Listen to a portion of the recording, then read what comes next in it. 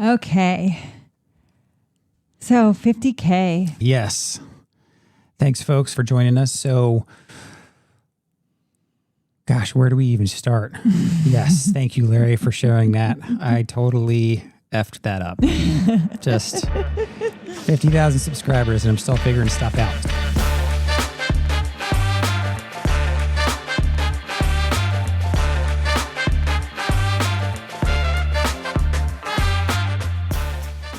I think we've done this. Did we do this at 25K? I think we did this at 25. Yeah, never done a live. It was about a year ago. Yeah.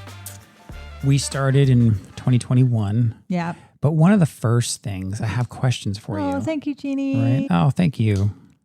I miss you. Yeah. Jeannie, actually, your bedspread is on our guest bed right behind the camera over here. It's a Wonderful Life. It's a Wonderful Life one. So for those other folks on the chat, so I've known Jeannie since before I could even talk. She knew my parents, and so lifelong family friend there. So great to see her on the live stream. And I would do Turner Classic Movie Weekend with her. We love old movies, Jeannie and I miss it. She still goes. I would love to be able to go. I would love to be able to someday get back into that and go again, because I really love those weekends, and they bring in people who were connected to the movies and they talk about making the movies. And I just love that. Plus I love to see some of these old movies on big screens that you don't get to see like that. If you ever get a chance to do that. Party at 100K. Agreed. Well, maybe we'll do an in-person party or something like that. So yeah. Thanks so much, Jeannie. So we've been doing this since 21. Mm-hmm. So I have some questions for you. Okay. And so as you can tell how prepared I was for this live stream, Jen is probably not prepared for the questions I have. Although this one we did talk about. So favorite location that we visited over the course of the channel. Now, we started the channel in 2021. This was February, March of 2021. So we've been doing it for a little over 4 years now. And favorite location. Now, I have probably two in my head, but it's going to be for a very different reason. And if you guys in the chat have a favorite location that we visited, please put that in the chat, and I'd be curious to see what one of your guys' favorite ones was. Maybe it was personal because it's just you had visited there before, or maybe it's close to home. So what's one of your favorite locations? Favorite location? The one that always pops up is Bighorn, because I loved going to. That was one of mine. But I love Bighorn. I loved being out there. We were very close to the anniversary, June 25th. So the weather felt like what it would have felt like when they were, fighting that day, and to be out there and to imagine the story, like imagine Crazy Horse and Custer and everybody, Reno out there. And it was neat to see the spirit tree with all the little cloths tied on it and stuff. I don't know. I just felt like that was super cool. So Pete said he had his favorite location. He said the Lincoln assassination trial site. Yeah, that was a neat one. That one's unique because not too many people can get to that. So that was actually one of mine, purely just because I actually have family in Montana. And so in my younger years, I went up there a few times, and I've always loved going up there. I haven't been up there much over the years, but that was one of mine just because we were so far out there. Yeah. We were thousands of miles away from home. It was also the first time you got recognized. First time I was recognized. First time she was recognized in public was actually at the Battle of Little Bighorn. In the farthest out parking lot. In the farthest out parking lot. So that was pretty neat. So I see the Lincoln assassination site. You know what was so neat about that is to look out the window and see where they were buried, where they actually were hanged. And then where they were buried right there by the tennis court. For folks who haven't seen that video, you can find it on our channel. And so you'll see where the Lincoln assassination conspirators were tried is on Fort McNair. No, it's not Fort McNair. What's the name of the fort? It's Leslie McNair. Yeah. Fort McNair. Fort McNair. This is in Washington, D.C. And so sometimes public can get access to it. It's a couple times a year. And in fact, even, our friend JD, we had actually met him out there. We're going to try to bring him on. Because sometimes from History Underground. From History Underground. So we had tried to bring JD on. Usually you can bring military, right? I'm active duty and she's former. Can bring folks on base if you're just driving around. Nothing secret or anything.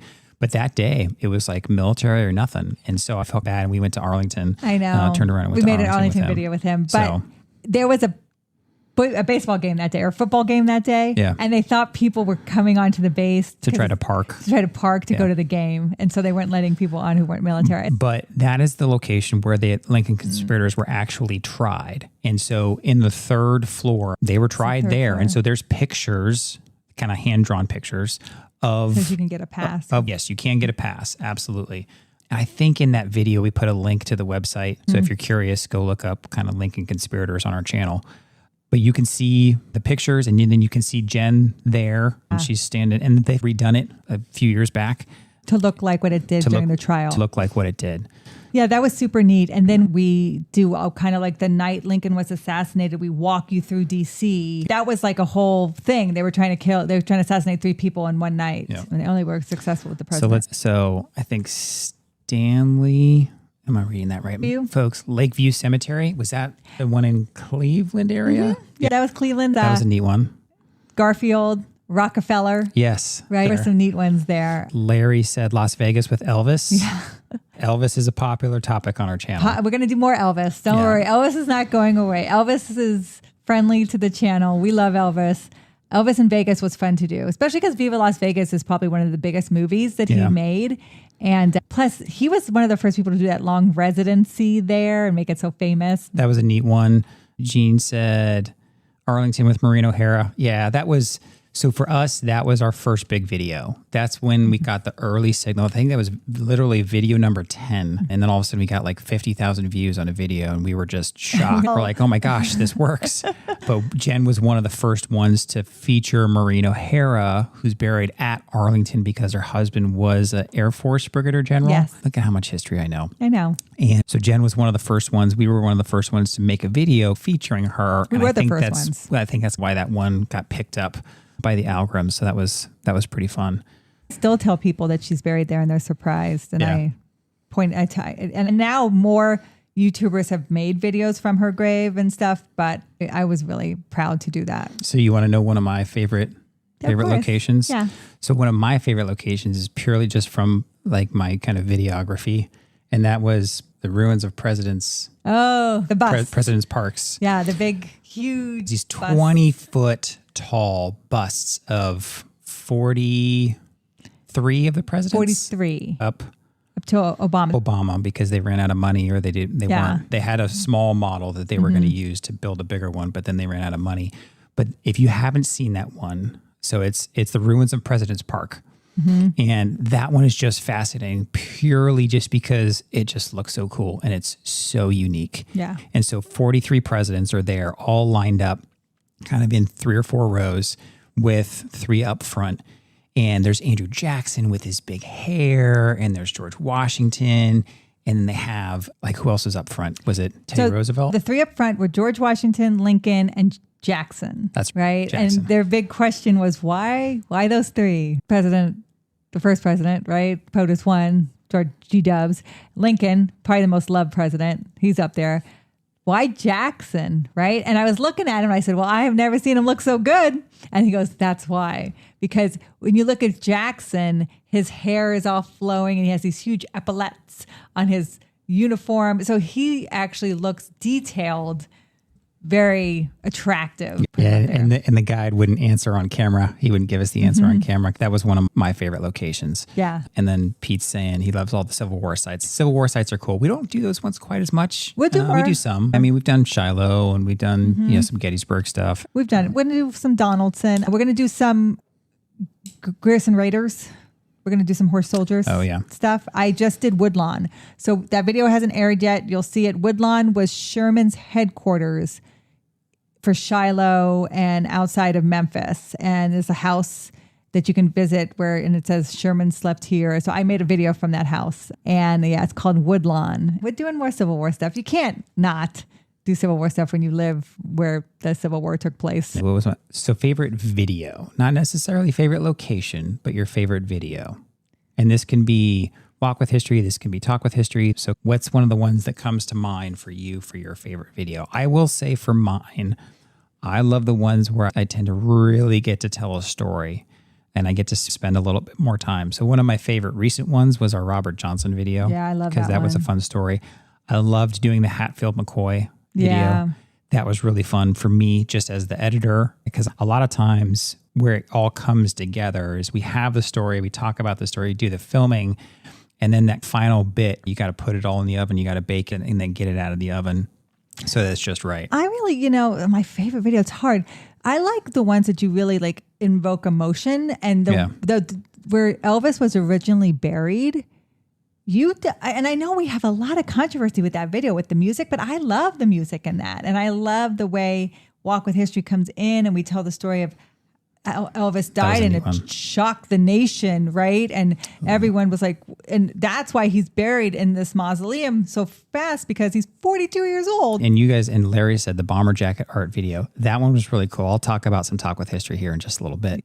For that one specifically, people may not realize it's one of our bigger videos, but we don't make any money from it. Yep. Because the clip that I use up front to demonstrate what's happening at the time, I didn't realize was from like a documentary. I thought it was just another YouTube clip, and I got hit with it wasn't a copyright strike, but just like a copyright kind of heads up more than anything else, basically saying, hey, you can't make money from this, the copyright holder will. So a little bit of a bummer for us, but that was a big video. But I liked that one a lot because, again, same thing. I always try to find that music that will invoke emotion to make you feel a little bit more, and it seemed to work because that video is done relatively well. Yeah, and like Scott said, like there's some videos that we make and we get surprised like that you're not going to make any money on this. We don't care. We're putting out the history, and that really is enjoyment for us. Normandy. There were some places in Normandy, Larry, that I stood and I was just overcome, like thinking about what happened there and what that looked like for people during D-Day. To stand on Utah Beach, to stand on Omaha Beach was just, and when I went to that American Normandy cemetery and I was able to put the sand in Harry Wagner's tombstone, like that was an honor for me. On the 80th anniversary of D-Day, that was the building at Penn State that all ROTC cadets and students go study in, is the Wagner building. And it's named for him. He was a Penn Stater who died on D-Day. And so I was able to put the sand in his stone, in his monument at the American Normandy Cemetery on the 80th anniversary of D-Day. Like that was such an honor. And I just remember just being overcome by emotion to be able to do that. So yeah, that means a lot to me too. The interviews, we love doing the interviews. They're so much fun. Mm-hmm. I'll be honest, for me, the interviews every now and then, just getting everything prepped and all that stuff is like, there's a little bit of stress there. But once I get into the interview, we've been so lucky with our guests. We've had some amazing guests. Now, I'm going to ask the question, and everybody should know the answer. If the chat can answer this, who do you guys think that Jenn's probably the guest she was most excited to interview? If you guys were going to guess in the chat, what would you guys guess? And surprisingly, this one didn't get as many views as I expected. It still hasn't gotten many views. I just don't think people know it exists. Yeah. I have to find it. Jenn, who is the guest you were probably most excited to interview? Chris Jackson. The original George Washington from Hamilton. That's right. That was an honor. And even now I say, if I can ever give that back to him, if something ever happens for us where we make it bigger or we ever have the opportunity to pay it back to Chris Jackson because he did that for us, that was really such an honor that he gave us the time and the interview. And it was just such a random, like, completely out of the blue. Mm-hmm. You had posted some Instagram reels from, where was it? Fort Necessity. Mm-hmm. Talking about. And you had posted them. And then, a week or two later, we're driving in the car somewhere and she just says, oh my gosh, Chris Jackson just messaged me. And I was like, who the heck is that? Because I think you had dated someone in high school, Chris Jackson. And I was like, okay, good for you. Yay. And then she said, no, like the Chris Jackson from the Broadway play Hamilton, the original George Washington who played opposite Lin-Manuel Miranda. Mm-hmm. And so he just said how much of a fan he was of hers and that he follows her and stuff like that. And so then she just decided to go for it and said, hey, would you be interested in coming on the podcast? It took us a while to get things set up. He had an assistant we were working with. Things got delayed. He's a very busy man. Yeah. I mean, he's on that Sex and the City show. Like he plays the husband on there. And then eventually we tried again. and said, hey, you know, our 100th episode is coming up. We would love to have you on. And he said, hey, I'm sorry. I've just been very busy and traveling. And he made it happen. He did. And it was all, he gave us like an hour. Took time away from dinner with his family. I mean, he has like a little kind of camera set up in his studio in his home, I think in New York. Yeah. And was just incredibly gracious and super fun. And he answered, you know, some questions that I'm sure he's answered a bajillion times. And then some questions that I would think that we asked him that he probably hasn't been asked, because we asked some kind of like, you know, personal history questions and stuff like that. It was super fun. Yeah. So Scott, yeah, what was your favorite Talk with History podcast? My favorite Talk with History podcast, I'd say my favorite ones tend to be the interviews, kind of like what Pete was saying, mostly because some of our guests are so dang interesting. We've had someone who survived and escaped Iran, someone who survived and escaped Vietnam in the 70s, right? As a kid, he's Saigon. He escaped Saigon. Like he left that day. Yeah. We interviewed a guy from Australia. In fact, actually, I'm due to set up another book interview with him. You know, all these guys are writing books, and we've just been very fortunate. I don't know if I can pin down a favorite Talk with History. I know. I loved interviewing my fellow Scott, the author from Australia, because he was just a delightful human being. He was delightful. And he's Australian, and he's just so easy to talk to. And he's writing this whole book series on kind of like essentially like the history of the world, but adding some humor to it. But he calls them light bulb moments in history. And, you know, so like when writing was first invented, or when the printing press, things like that. But he adds some humor in there. He was a ton of fun to interview. So it's called Light Bulb Moments in History. He was a blast to interview. And actually, he reached out to us because he just wrote another book that's a little bit different. So I think he was pretty fun. He was one of our earlier reviews. So how about you? I would say I love doing the bomber jacket. That was super fun for me. That was a neat one. And I love looking through that book. It's a beautiful book. But yeah, no, I'm trying to think. We have an interview coming up.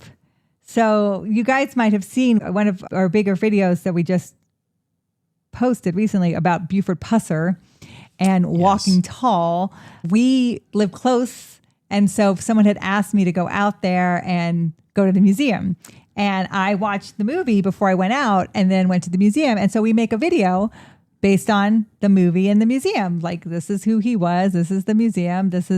And I've been bombarded again with people who know another story of Buford Pusser and have done some research and looked into his life and just know different things about him. And so one of the leading people in that crusade is going to be on our show. We're going to do an interview with him and talk to him about the conflicting facts and the duality of these two stories, because the museum story and the movie story are very strong stories. They haven't really been discredited.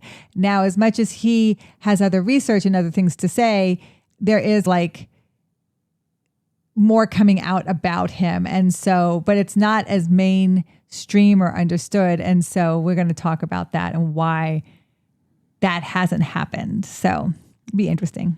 Yeah. That one received more attention and feedback than I initially expected. We didn't know all the controversy around him. We didn't know all the controversy because there's nothing really that's been truly proven. And they don't talk about that at the museum. Yeah. And there's claims from folks who claim to know the other story that some of the stuff that the museum says is false. So, and that's interesting. I'm looking forward to that. I mean, we're actually going to have that chat tomorrow. That podcast will come out in a couple of weeks. One of the things, and our folks know this, that we always try to say is that history doesn't change. There's just new facts that are surfaced.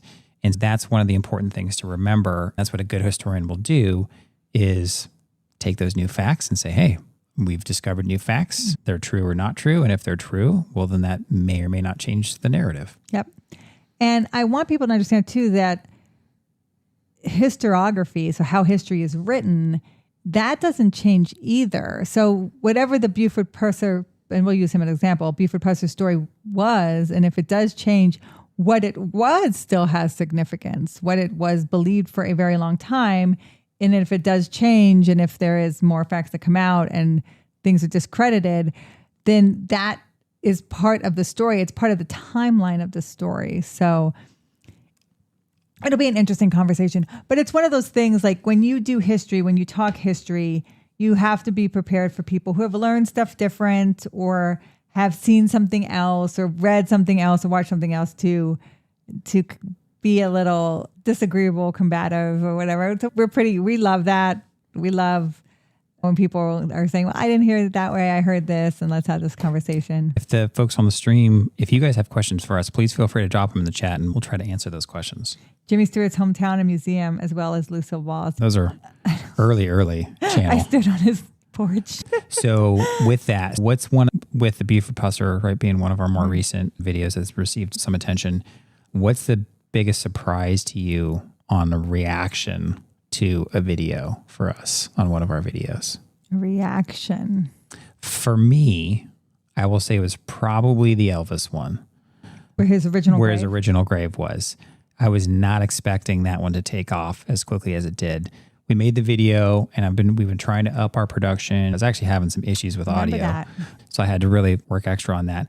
But then the video just took off.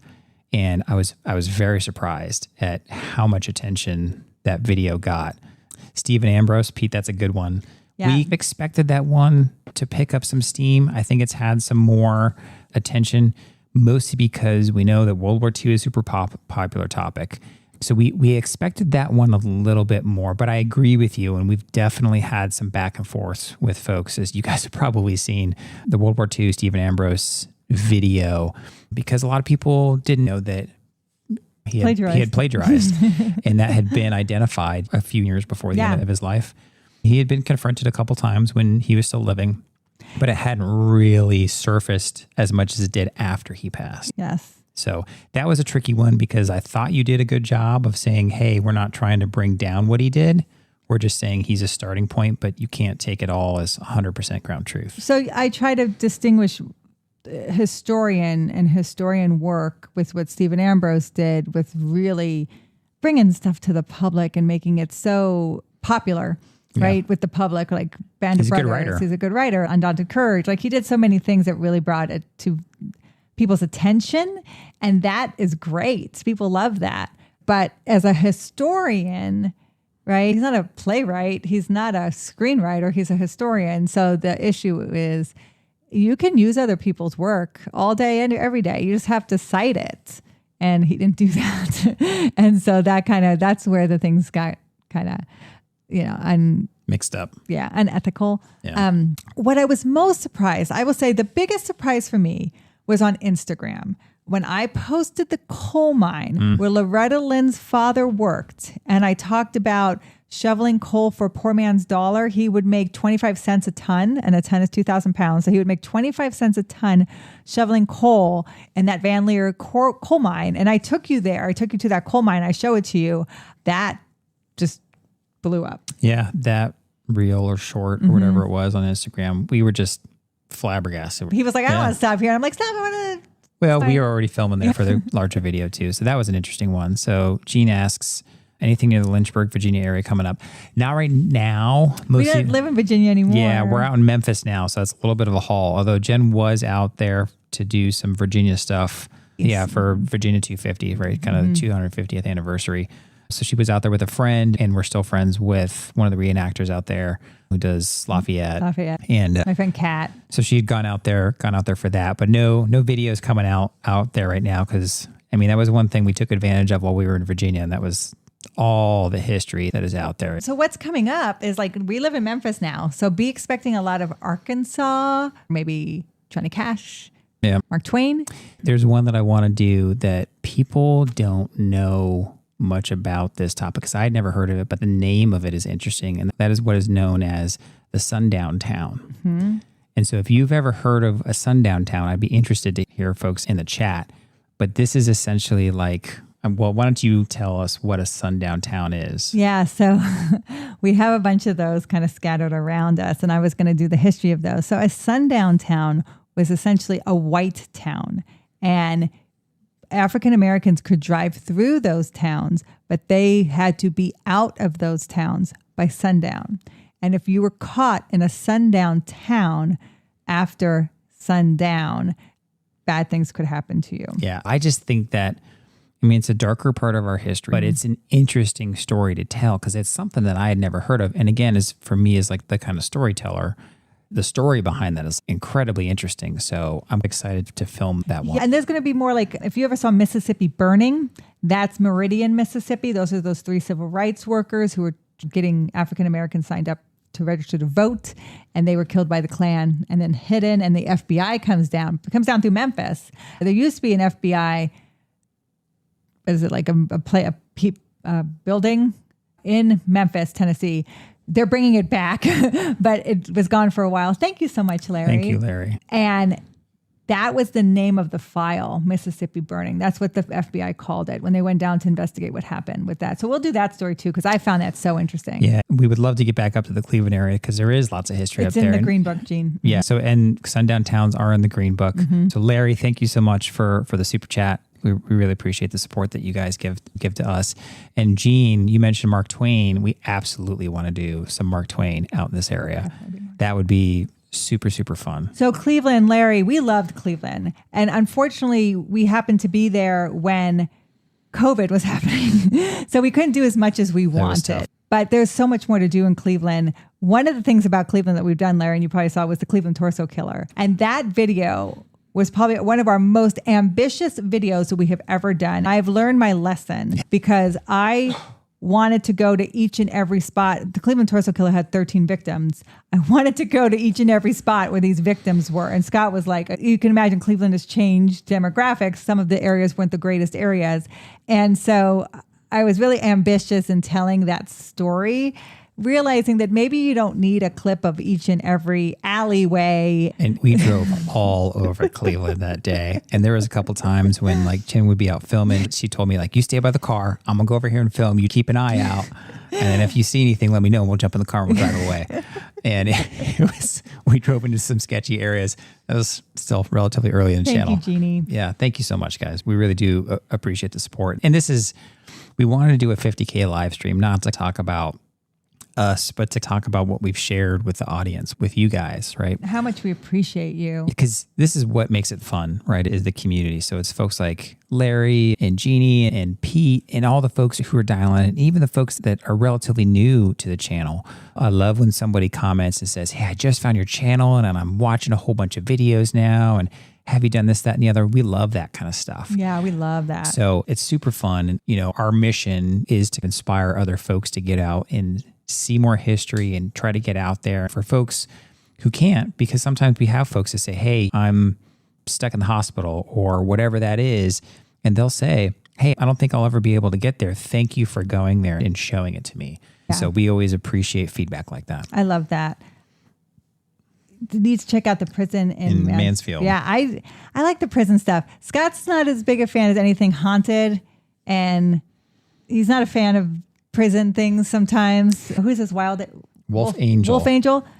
So I just filmed Woodlawn. Okay, so I'm at Woodlawn with this lady who just bought Woodlawn. And Woodlawn is the former headquarters of General Sherman. General Sherman, big antebellum house outside of Memphis, Tennessee. Right, it's in LaGrange, Tennessee. And if you know LaGrange, it's where the Gerson raiders leave from for the Gerson raid, and so Sherman's out there with all of his troops. He's in this huge antebellum house. All his troops are in the lawn, sleeping in the lawn, right?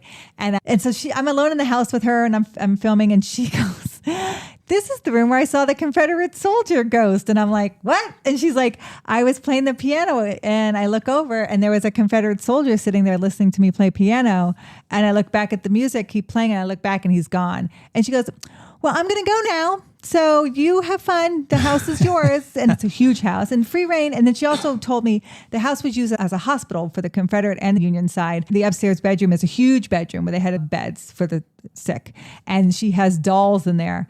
I hate dolls. And she has porcelain dolls in there. And she goes, "These dolls have a mind of their own. They just love to change position, and they love to put themselves here, and they love to go over here." And I'm just thanks. And then she's like, "And I'm leaving, so have fun." And I'm thinking, here I go. I worked alone at the James Garfield house, and I never saw the 20th president. Myrtles was another haunted location. I want to say a quick hello to Angie Meyer. So that's Larry's wife. So hi, Angie. It's nice to meet you virtually. And she said, thank you for the t-shirt. So they just got some t-shirts from our gift shop. We don't advertise them too much. This is one of them right there. But if you go to walkwithhistorygiftshop.com, you can find shirts that we've made and stuff like that. And in general, I think I like them. Yeah. Right? I wear them all the time. Yeah. They're comfortable. And they get that little worn look. Thank you. Thanks for helping Larry get back into history as well. So I would say I told the 20th president, I was working alone in his house. Sir, if you show yourself to me, I'm going to walk out the door. I said, but if you want me to know something, leave it out. Leave it out for me and I will look at it. I will investigate it. I will be like, what's this? Why is this out here? What's going on here? So if you have a message you want me to get, that's a better way.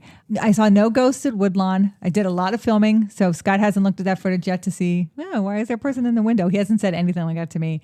I make it very clear. I'm like, listen, I want positive energy. I told them, I said, if you want people to visit this house, because that's what I'm doing, because she just bought it. She wants to make it an Airbnb and she wants to make it a place where people come for weddings. I said, if you want more visitors to come visit you in the music room, then let me make my video in peace. So no, it's Jen always gets a kick out of going to those places. Lizzie Borden was another place. Lizzie Borden. It's one of the top haunted houses in the United States. So I stood like with a mother, right with a mother, and people say like they feel stuff. And I have a friend who actually stayed the night there. In Massachusetts? Fall River. I try to be respectful when I'm there. There are people who I think tempt things. I don't do that. So, and I made the video. So yeah. Yeah. Those are always entertaining, always fun. Any presidential sites in Tennessee to visit? So definitely the Hermitage. Oh, yeah. So we need to do the Hermitage. Is that Knoxville? That's Nashville. Nashville. So that is Andrew Jackson's home. And Polk's house. We've done Polk's house. There's not a lot of interest in Polk. Speaking of Polk, we didn't actually make a full video from there. We visited. We never made a full video from there. And actually, that's one of the things that we were going to talk about. So what's one of the videos that you wish we could have made, but we never did? Whether it's we didn't get a chance to visit the location, or we did visit and we did film, but either I messed the footage up or you messed the footage up or whatever it is. And you'll never admit to messing anything up. But it happens. I know. Valley Forge. Yeah. I made an entire video from Valley Forge. Yep. And you were like, the sound is off. Yeah. I think like her mic turned off. And so like she didn't realize that the mic had died or something like that. And so she made this whole video from Valley Forge. And I think it was also like a super windy day. It was a very windy day. And so she had all this footage. In fact, for those of you on the live stream, the Hunley. I do need to do the Hunley. Where's that? That is in South Carolina. And they are... So they have the Hunley. They've dug out the Hunley, which they found the bodies in the Hunley. What they're doing right now is they have the Hunley kind of still in water because they want to preserve it. And they're making a replica Hunley. Like an Ironside ship? It's the first submarine. Oh. It's the Confederate submarine. See, there you go. And so you can walk through that. Right. So you can walk through that's cool. the recreation. And so that's what I want to do. I want to, because what did they have? Like 8 men in there. And so you want to see like how these 8 men sat and cranked and right. And so I do want to walk through that. So then you'll see the actual Hunley submerged in water to preserve it. And then you'll see. That's pretty neat. Yeah. Done some monitor stuff. Yes. So we've done the monitor, the Battle of the Ironclads. Yeah. What was that fort that was right there? I don't remember where it was. Fort Norfolk. Is it Fort Norfolk? Is that the name Fort of it? Monroe and then Fort Norfolk is where they got the ammunition from. Yeah. And then the Monitor sank off the coast of Hatteras. And so we go to the graveyard of the Atlantic and show you some of the artifacts.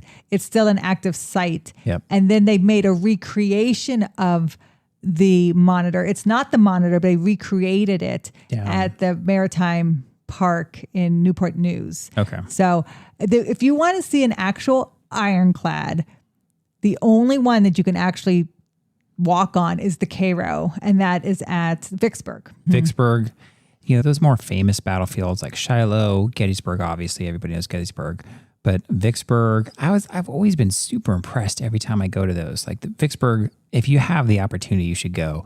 if not just for like the driving tour of the battlefield, the Cairo, but they go to see the Cairo. Only opportunity to stand on an ironclad. Like actually rebuilt, and used some of the timber from whatever they could salvage and rebuilt this. And then they had all the little memorabilia from, the artifacts from inside in the museum. It was really, really neat. The kids loved it. I was pleasantly surprised by Vicksburg. I wanted to show some folks on the live stream some of the footage, because we actually do have some of the footage from some of these places that we recorded videos but never made videos. This one here, I'm going to see if I can show this to you guys. That is, you're seeing my face. It's not. So this is Mount Rogers. This is Mount Rogers. That's the highest mountain in Virginia. Let's see. That is Mary Surratt's grave. That's Cheyenne. That's Cheyenne. Do we have Valley Forge in here? There's Valley Forge. One more up. Was I on it? Right there. That's Valley Forge. This is Valley Forge. So here she is walking through Valley Forge, right? But at Valley Forge today. Some of the I'm here in the middle of December, which is very fitting because it was December 19th of 1777. So she's there in December. When George super Washington cold. first set foot here. But you hear that microphone. Something was happening with the microphone. I think it was dying and it was windy. But she had all this footage from Valley Forge. So she's all over the place. She's coming through here. Initially with the troops here. And maybe I can make some. To get here would get stuck along the way. So what meant a lot to me at Valley Forge is I went to Washington's headquarters at Valley Forge, and Washington turned 46 in that house, and I had just turned 46. So for me, it was to be in that house where Washington had his headquarters at Valley Forge, and Washington walked up and down those stairs. Nothing had changed. I touched the banister. Like Alexander Hamilton was there with him. Lafayette was there. People would come in and visit. Like he was at Valley Forge for a couple months in the encampment.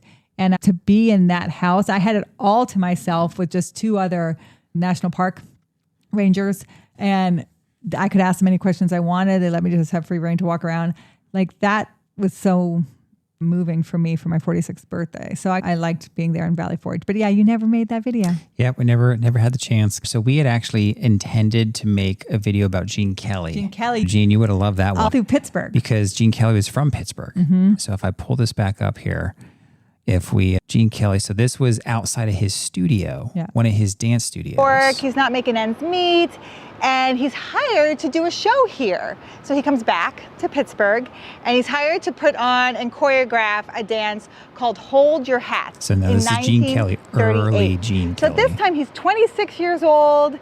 He's thinking, I made it, tried in New York, I didn't make it. I'm coming back to my hometown of Pittsburgh. I'm gonna put on this show at the Pittsburgh Playhouse.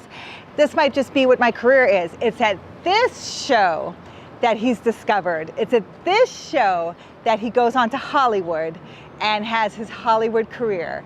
So Hold Your Hats in Pittsburgh in 1938 at the Pittsburgh Playhouse is what makes Gene Kelly's career. Yeah, so I just thought that would have been such a fun one if we had ever had the chance to make it. But I don't think we ever made it back down. It was partly during COVID and all this, that, and the other. We were going to do more with him because there's a little plaque to him somewhere in Pittsburgh as well. And so it was going to be more. And I think his parents' grave. So I think Gene Kelly was cremated and his third wife has his ashes. But his parents are in the graveyard of Pittsburgh. So we were going to go to his parents' grave as well. But never got a chance to make it. So there was one other one that I wish I could have made a video of, and I just labeled it. I labeled it Battles Through the Ages. And that was you went up and visited Mark, our friend who plays Napoleon and he plays Lafayette. He's professional. Napoleon. He was Napoleon for this. But they had basically reenactors from all eras of like warfare. Military. Essentially. Yeah. It was neat. Militaries of the world. And so I'm going to show you guys a couple of those because the scope of it, and there's Jen, cowboy hat. I know, it's a Wyoming. That's Valley Forge. That's Valley Forge. Battles Through the Ages. So that's Mark, right? Yeah. So this is Mark, and he was taking Jen on a tour through this. Napoleonic Wars. So the type of unit was around since the 17th century. It's using the last vestiges of the medieval period. But this armor will actually be tested at 100 meters with a musket ball. Oh my gosh. And typically you would see some sort of indentation somewhere in the originals to show that it had been proofed, it had been tested. The unique thing about Mark much knowledge. So knowledgeable. And the stuff that he's talking about, like he's literally he's done some of this stuff himself like he's actually physically done some of these things because he's worn the old outfits with the old swords in France, in all these places over in Europe because he speaks fluent French because I think his mother was French. Yeah. So he plays Napoleon in France. And he's an excellent horse rider, just an amazing guy. And he's so nice. He's so super cool. He jumped on us and talked about the Napoleon movie with us. But he's taken Jenn all throughout these different battles. And I want to show you some of the other ones. It was just a neat concept, right? So we've got folks here. I'm going to show you guys this. We got folks here in old chainmail. Like, I don't remember exactly where this was. This in Virginia? It was in Virginia. It was at Jamestown. Yeah. But not the original Jamestown Fort. It was at the Jamestown Museum where they recreate the Jamestown Fort. Yeah. So it was just so neat seeing this footage. The hard part for a YouTube video, right? So look here, is making it a story. And there just was no story here. We tried to like make it a show and tell, but Jenn got so much footage. I got so much. She got so much footage. And Mark was taking her all over the place. And like they had folks like this that were just knight or a noble, you would have one talking about their era and their town guard. Gotcha. So the style of tent certainly crosses over. Very interesting. Now, a knight would have the sword, right? It's only a knight that gets the sword. Is that correct? By 1215, if your job involved some kind of fighting, you could probably afford a sword and you probably have a sword. Okay. In terms of what would distinguish a knight in 1215, a couple of the things to look for. One would be spurs. Because a knight rides a horse. Yeah. So it's just so interesting. I know. It was super neat. And it was just so But much that's where I met Grant. So that's where I met the reenactor who plays Ulysses as Grant. Oh, that's right. We need to have him He on was the show. super nice. And we took pictures and we talked about him. He goes to places where Grant had been photographed, and he photographs at those places and stuff. And he's a very good reenactor of Grant. So he was very nice to meet. Yeah. So that was another one that we just never got to make. Another one I've tried, these little ones that have just totally, completely flopped. I call them hike with history, right? So we try to be me on camera.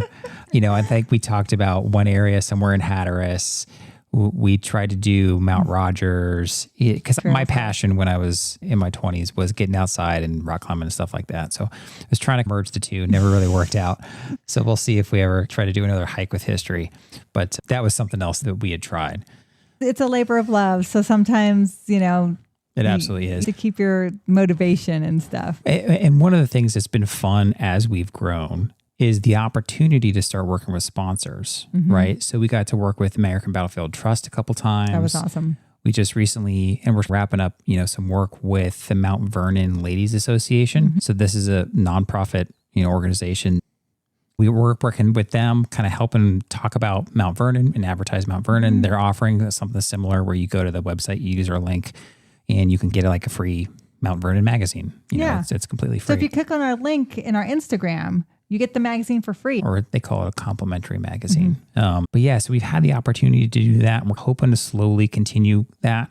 We're trying to work on it. In fact, we were just filming. We've been busy this week. We were filming some early stuff for this on Monday. We want to make a documentary. So we want to make a documentary.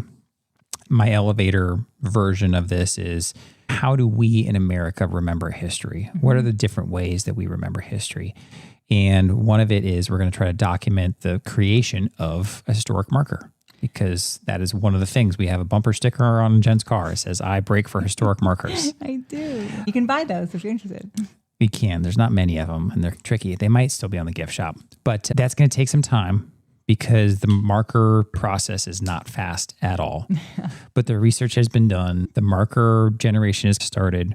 So I'm actually going to be working and doing some filming with the organization that Jenn volunteers with, which is Lynching Sites Project, talking about this, what was it, 1891? 1892 People's Grocery lynching. People's Grocery lynching. So and it's funny because this is Ida B. Wells' birthday is today. So people know who Ida B. Wells is, but they don't know why Ida B. Wells is who she is.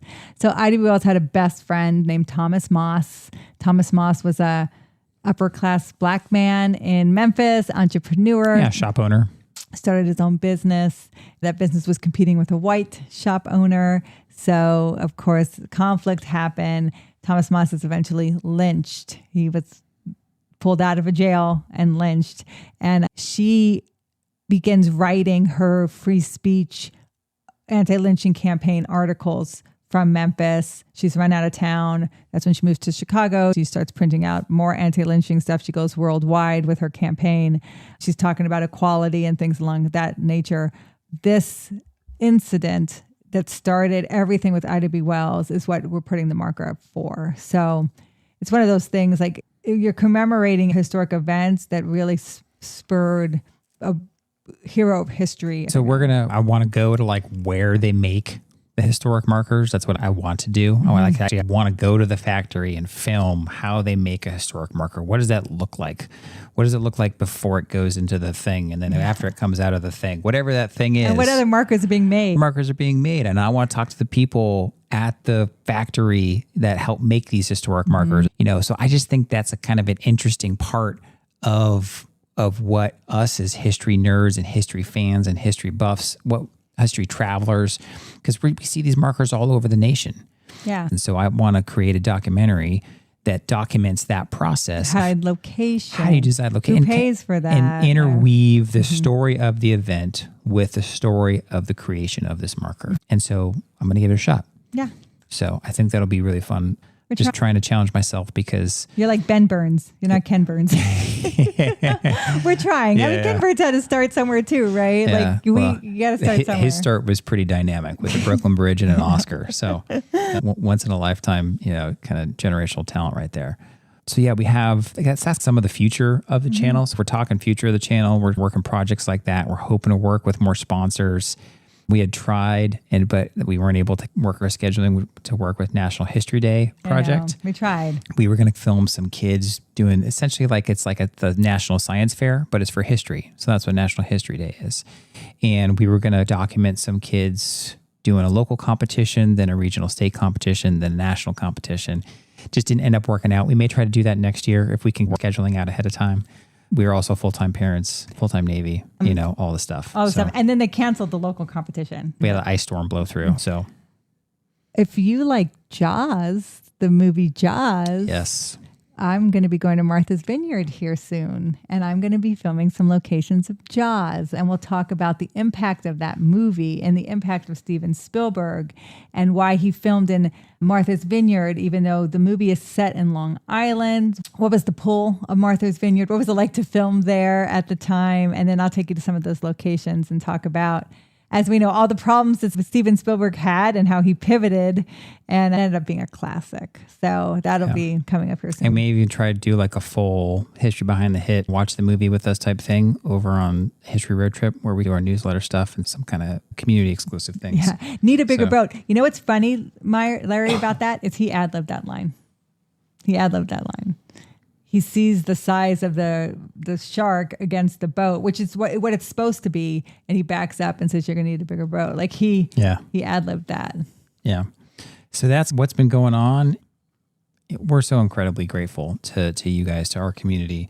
Our live streams, they are sporadic, and there's a few people who jump on and off, but we love when people join in the chat, whether they're new to the channel or they've been around since the earliest days. I think Jean may be one of the earliest ones that jumped on this chat. And I remember when we were trying to get our first 100 subscribers. Yeah. We were trying to get our first 100 subscribers because we wanted to secure our URL name. And there was some other walk with history out there. And so we were pumping our friends and family on Facebook real hard. And I think Jean was one of the first. So it's been super fun. And then we've got the chance to meet folks like Larry and Pete and, Carla, My Daddy's Green Eyes. We consider all of you friends. Like Rick Wiles and Greg and just all these folks that have joined in, all the channel members that get early access to some of our videos because it's like a couple bucks a month. So it's super fun. Reach out to us anytime and continue to comment and drop us some recommendations. There's a new community tab where you guys can post. So if you guys go to a historic location, you guys can actually put the picture there. We've had a couple people do that. I think Pete put a picture there, I think from Antietam or something like that. It was like a bridge from Antietam. So we have the community post there. So if you guys want to just engage with each other, you guys can do that. And we love just fostering and creating this community of history lovers and history travelers, right? And that's what we want to do. Our goal is not to slow down. Our goal is to keep charging ahead. And the joke between us always is that we're only like about 10 or 11 million away from catching the History Channel. We're coming for you, History Channel. We're coming for you, History Channel. Like you guys better watch out because History Channel, they'll know and they'll fear the name Walk with History. Someday we'll be on the History Channel. We'll tell that joke. We're going to say, hey, we're coming for you, History Channel. We're only like probably 12 million plus, subscribers away from catching up. So... But yeah, again, we always appreciate our audience and you guys. And yeah, we're thankful. Yeah, we're thankful. Thank you. Thank you for 50K. Thank you for 50K. We'll do the live stream. We'll try to be, maybe we'll try to do these live streams a little bit more often. Maybe once we hit 75 and maybe hopefully that'll happen quickly. We'll see. Yes. All right. Thank you. Thanks, guys. On to our next Walk with History.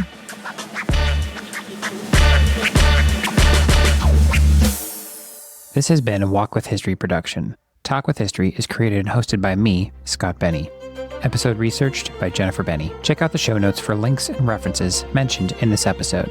Talk with History is supported by our fans at thehistoryroadtrip.com. Our eternal thanks go out to those providing funding to help keep us going. Thank you to Doug McLiberty, Larry Myers, Patrick Benny, Gail Cooper, Krista Coates, and Calvin Gifford. Make sure you hit that follow button in that podcast player, and we'll talk to you next time.